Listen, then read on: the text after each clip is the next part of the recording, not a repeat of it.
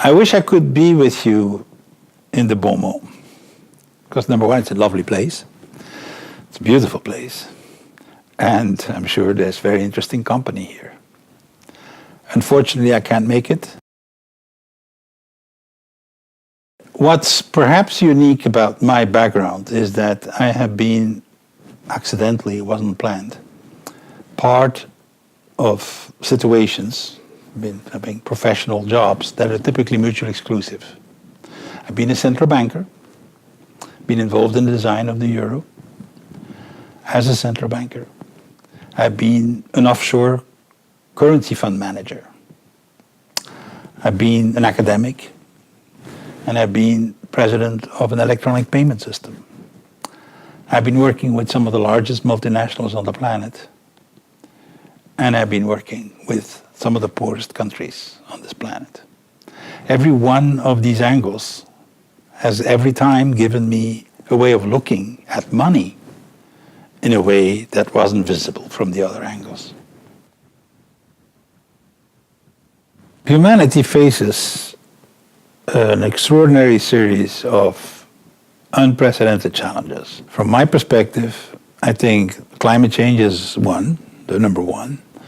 The second one would be the aging of the societies, many places in the world, including Western Europe, but not only.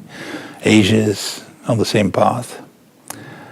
We have the monetary instabilities under the current system.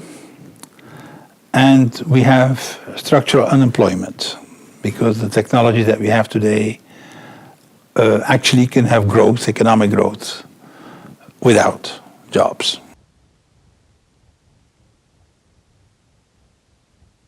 The conventional money is incompatible with sustainability.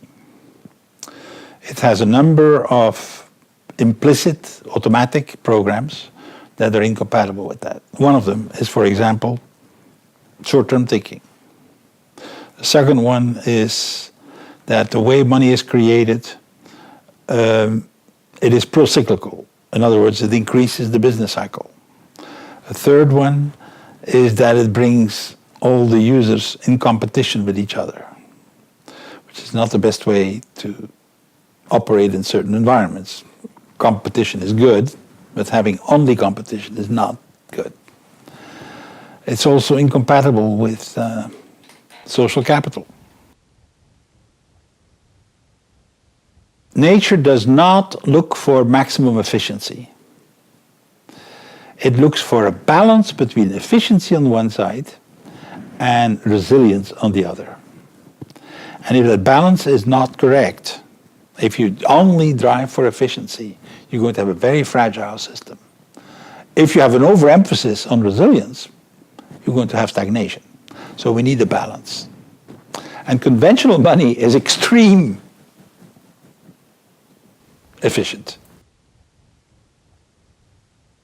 The challenges that I have mentioned, I claim none of them can be addressed within the current monetary paradigm, i.e. with a single currency created through bank debt with interest. None of that is feasible. With complementary currencies, one can address every single one of them. Money is an important leverage point. It actually, I claim, is the most important, the most powerful leverage point, because it changes the motivation system. We need to rethink the motivation system that makes it possible to address those challenges.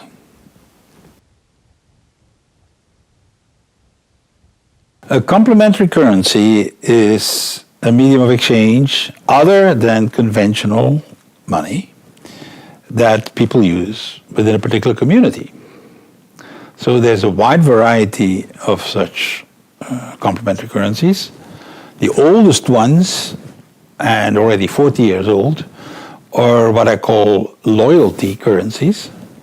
For example, the frequent flyer miles of the airlines, which started 40 years ago, provide a motivation to change behavior, i.e. take the same airline. And today every supermarket has it too, return to the same shop. These commercial currencies are useful for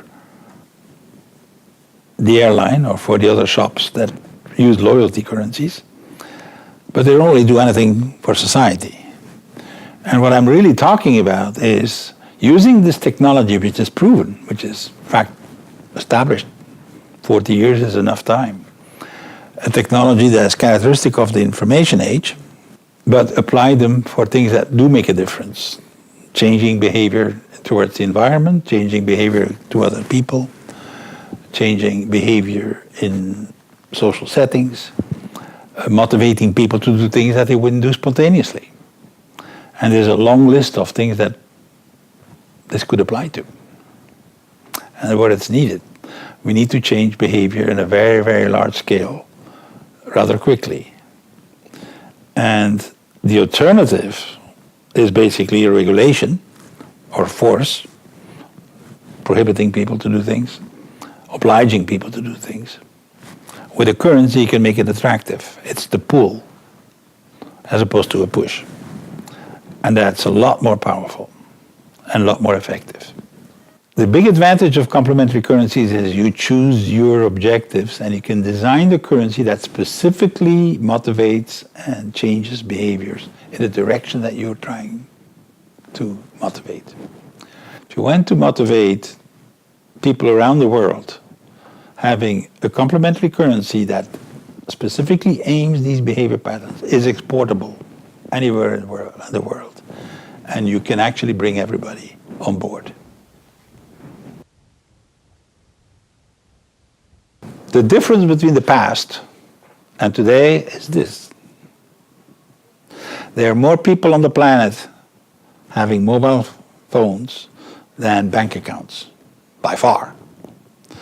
And the cost for these things today, for 20, 30 bucks, you can have a system that can actually make a payment system of a global nature, if you want to. So that's the future for complementary currencies and for conventional money. With the information age, we can now design much cheaper and much more universal payment systems that will have multiple currencies than we could ever do before. And that's why I claim that it's possible today to do things with complementary currencies that on a scale that has never been available before.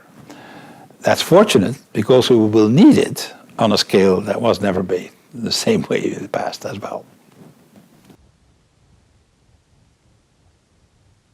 My drop in the ocean is an interesting pioneer model. I want to encourage experimentation. I want to encourage improvements. I want to encourage diversity. And my drop in the ocean is part of that.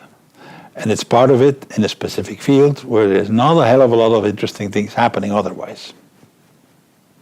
We also need to actually start doing work on the mainstreaming economy with businesses and the relationship between businesses and citizens and consumers. And that is what my drop in the ocean is tackling. The leverage of changing the money system is making it possible not only to address the challenges, but actually create a world that I describe as sustainable abundance. There is no reason that there should be scarcity in everything. We can create a planet of sustainable abundance even for 10 billion people, I claim. At the condition, the necessary condition, of rethinking our money. It's not a sufficient condition. I'm not claiming it's enough to change the money that everything else will fall into place. We still need education, we still need regulation, we still need other things to get us there. But I claim it's a necessary condition. Without touching the money system, we have no chance of, in a period of 10, 15, 20 years, to have a planet that we want to live on.